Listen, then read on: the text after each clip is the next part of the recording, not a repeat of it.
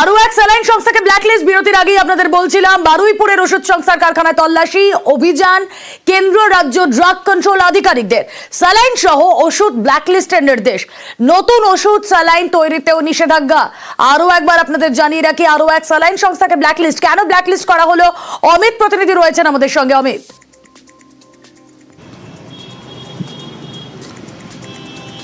দেখো, পশ্চিমবঙ্গ ফার্মাসিউটিক্যালকে নিষিদ্ধ করা হয়েছিল, তারপরে বরাদ দেওয়া হয়েছিল ফার্মা ইম্প্যাক্টস নামে আরও একটি সংস্থাকে। বারুইপুরে তাদের কারখানা ছিল।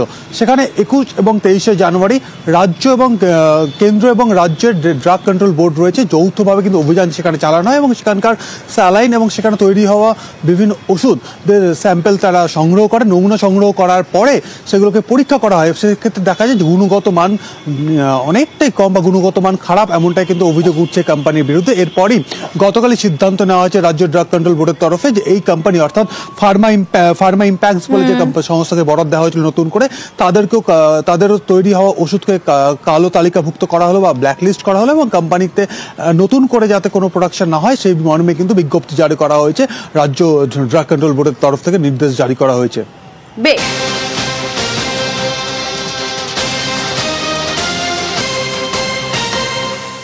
আর এবার আরজিকর মামলায় সিবিআই কে তীব্র ভর্ৎসনা।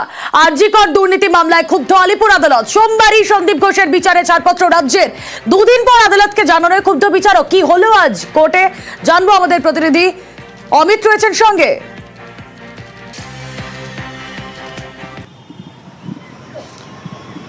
দেখো, আরজিকর দুর্নীতি মামলাতে 29শে নভেম্বর চার্জশিট দেওয়া হয়েছিল সন্দীপ ঘোষ এবং হাউস স্টাফ আশিস পান্ডে অন্যান্য 3 অভিযুক্ত, মোট 5 জনের বিরুদ্ধে। কিন্তু যেহেতু সন্দীপ ঘোষ এবং আশিস পান্ডে এরা প্রত্যেকেই সরকারি কর্মচারী হওয়ার কারণে রাজ্য সরকার বা রাজ্য স্বাস্থ্য দপ্তরের অনুমোদন বা সম্মতি লাগতো এদের বিরুদ্ধে চার্জ গঠন করার ক্ষেত্রে। এবং সিবিআই এর আগে আদালতের কাছে দাবি করেছিল যে রাজ্য সরকারের তরফে অনুমোদন বা সম্মতি আসেনি। কিন্তু 27শে জানুয়ারি সন্ধ্যেবেলা সিবিআইকে সম্মতি দিয়েছে রাজ্য স্বাস্থ্য দপ্তর বা রাজ্য সরকার। তারপরে বিগত মাঝে দুটো দিন অতিবাহিত হলো। সিবিআইয়ের তরফে নিম্ন আদালত বা ট্রায়াল কোর্টে গিয়ে জানানো হয়নি যে রাজ্য সরকারের তরফে সম্মতি দেওয়া হয়েছে। আজকে মামলা শুনানির দিন ছিল। সেক্ষেত্রে আশিস পান্ডের যিনি আইনজীবী তিনি আদালতের কাছে জানান যে রাজ্য সরকার তরফে সম্মতি দেওয়া হয়েছে এবং তা কলকাতা হাইকোর্ট মারফত তারা জানতে পেরেছেন। এরপরই কার্যত উষ্মা প্রকাশ করেন খুব বিচারক এবং কার্যত ভৎসনা করা হয় তদন্তকারী আইওকে বা তদন্তকারী যিনি অফিসার ছিলেন তাকে। জানতে চাওয়া হয় আদালতের তরফে যে রাজ্যের তরফে কবে কনসেন্ট বা অনুমোদন এসেছে চার্জ গঠন করার ক্ষেত্রে। সেক্ষেত্রে সিবিআই আইনজীবী এবং সিবিআই তদন্তকারী অফিসার আদালতকে জানান যে 27 তারিখ সন্ধ্যেবেলা রাজ্য সরকার তরফে কনসেন্ট এসছে। সেক্ষেত্রে আদালত তীব্র ভৎসনা করেন, বলে মাঝে তাহলে দুদিন কেন আদালতকে জানানো হয়নি, সেক্ষেত্রে শোকজও করা হতে পারে, এই মর্মে কিন্তু ভৎসনা করা হয়েছে তদন্তকারী অফিসার এবং আইনজীবীকে। বেশ, স্বাস্থ্যসাথীতে শিলমোহর হাইকোর্টের। স্বাস্থ্যসাথীতে জনস্বার্থ মামলা খারিজ।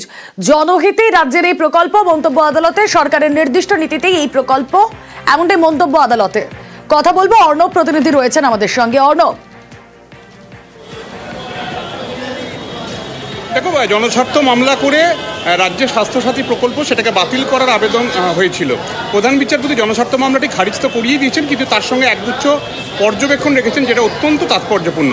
এক্ষেত্রে প্রধান বিচারপতি স্পষ্ট জানিয়েছেন জনস্বার্থ মামলাকারীকে যে এই প্রকল্পটা রাজ্যের মানুষের জনহিতে জনকল্যাণের জন্য এবং এটা রাজ্য একটা ওয়েলফেয়ার স্টেট হিসেবে সে তার রাজ্যের মানুষদের কিভাবে সাহায্য করবে স্বাস্থ্য খাতে সেটা একেবারে তার পলিসিগত, তার নীতিগত সিদ্ধান্ত।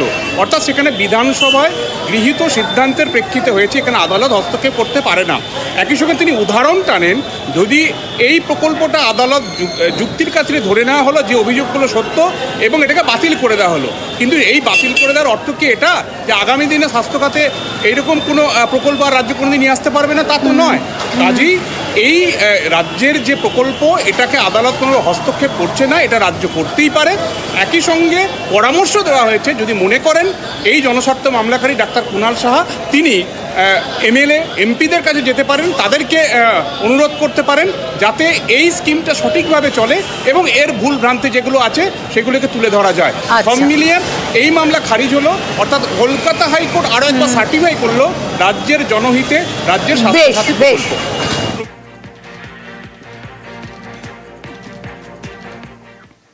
আসলে এবার ট্যাব জালিয়াতি নিয়ে কথা বলি। ট্যাব জালিয়াতির মূল চক্রে জুয়েলের পুলিশ হেফাজত।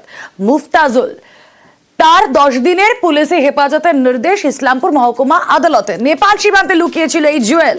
গতকাল চোপড়ার কোটগাছ থেকে গ্রেফতার। এখনো পর্যন্ত তাকে জিজ্ঞাসাবাদে কি কোনো তথ্য উঠে এসেছে জানার চেষ্টা করি। আমাদের প্রতিনিধি চঞ্চল রয়েছেন সঙ্গে। চঞ্চল, দেখো রুমেরা, তোমাকে জানিয়ে রাখি যে নভেম্বর মাসে কিন্তু এই টেপ জালিয়াতির ঘটনা কিন্তু সামনে আসে। এরপরে কিন্তু তদন্তে নেমে কিন্তু চোপড়া এলাকা থেকে কিন্তু 20 জনেরও বেশি অভিযুক্তকে গ্রেপ্তার করে কিন্তু পুলিশ। এরপর থেকে কিন্তু দেখা গেছে যে গোয়ালপাড়া কেশবতলা স্কুলের প্রায় 13 জন পড়ুয়ার টাকা কিন্তু হাফিজ হয়ে যায়। তার কিন্তু অভিযোগ জমা পড়ে ইসলামপুর সাইবার ক্রাইম থানাতে। এরপরে ইসলামপুর সাইবার ক্রাইম থানার পুলিশ কিন্তু সেই ঘটনার তদন্তে নামার পরে কিন্তু একজনকে প্রথমে গ্রেপ্তার করার পরে তাকে জিজ্ঞাসাবাদে কিন্তু এই জুয়েল, অর্থাৎ এই যে মুমতাজুল ইসলাম, তিনি একজন শিক্ষক রয়েছেন মাঝারি গ্রাম হাই স্কুলের, তার কিন্তু নাম উঠে আসে। এরপরে কিন্তু নাম উঠে আসার পরে কিন্তু তিনি পলাতক ছিলেন, দীর্ঘদিন ধরে গা ঢাকা দিয়েছিলেন। নেপাল সীমান্ত এলাকা থেকে শুরু করে নেপাল বা অন্যান্য জায়গাতেও কিন্তু তিনি গা ঢাকা দিয়েছিলেন। তবে গতকাল কিন্তু পুলিশ এই মুমতাজুল ইসলামকে মাঝালি এলাকা থেকে কিন্তু গ্রেপ্তার করে, এবং গ্রেপ্তার করার পরে আজকে ইসলামপুর মহকুমা আদালতে যখন তোলা হলে ইসলামপুর মহকুমা আদালত 10 দিনের পুলিশি হেফাজতের নির্দেশ দেয় অভিযুক্তকে। তবে এই যে মুমতাজুল ইসলাম, যার নাম হচ্ছে ডাক নাম হচ্ছে জুয়েল, এই জুয়েল কিন্তু মাস্টার মাইন্ড হিসাবে কিন্তু এই টেপ জালিয়াতির ঘটনাতে কিন্তু একটা অভিযুক্ত ছিলেন, এবং এই সমস্ত কিন্তু যে চক্র, সেই চক্র কিন্তু এই মুমতাজুল ইসলামই কিন্তু সবাইকে দিয়েছিল, এমনটা কিন্তু তথ্য উঠে আসছে পুলিশের জেরাতে।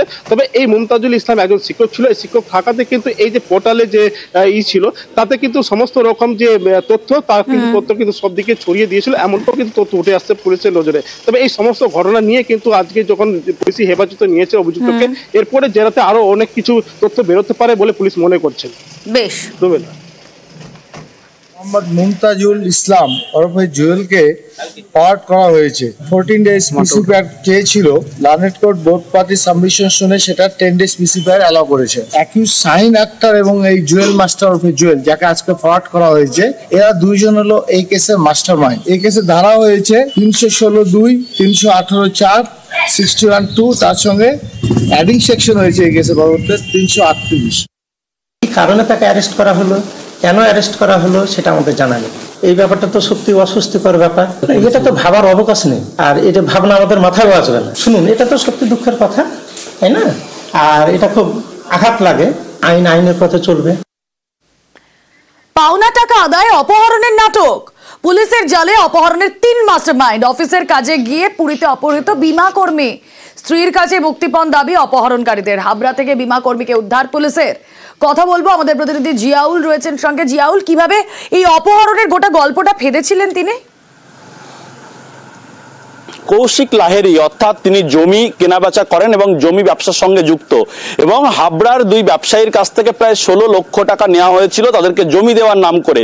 কিন্তু সেই টাকা নিয়ে তিনি পদার্পণ, অর্থাৎ সেই টাকা তিনি আর ফেরত দিচ্ছিলেন না। বারংবার তার কাছে গেলেও সেই জমি যেমন দিচ্ছিলেন না এবং টাকাও ফেরত দিচ্ছিলেন না। তখনই এই হাবড়ার 2 ব্যবসায়ী তাকে একেবারে কৌশিক লাহেরিকে, অর্থাৎ হাবড়ায় এনে ধাপধারা বলে একটি এলাকা, সেখানে তাকে অপহরণ করে রাখে, এবং তারপরে পরিবারের পক্ষ থেকে গার্ডেন রিচ থানায় অভিযোগ দায়ের করে, এবং গার্ডেন রিচ থানার পুলিশ এবং হাবড়া থানার পুলিশ যৌথভাবে এই কৌশিক লাহিড়িকে হাবড়া থেকে গ্রেপ্তার করে এবং সেখান থেকে উদ্ধার করে। সঙ্গে যে 2 ব্যবসায়ী তাদেরকে আটক করে অপহরণ করেছিল তাদেরকেও গ্রেপ্তার করে। সঙ্গে গার্ডেন রিচ থানা থেকে চিত্তরঞ্জন রায়, সেখানে আরো একজন মিডলম্যানকে গ্রেপ্তার করে।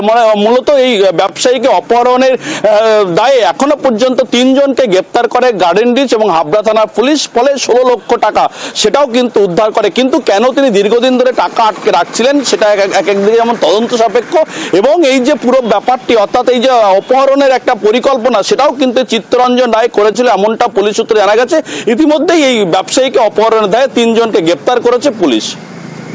বেশ।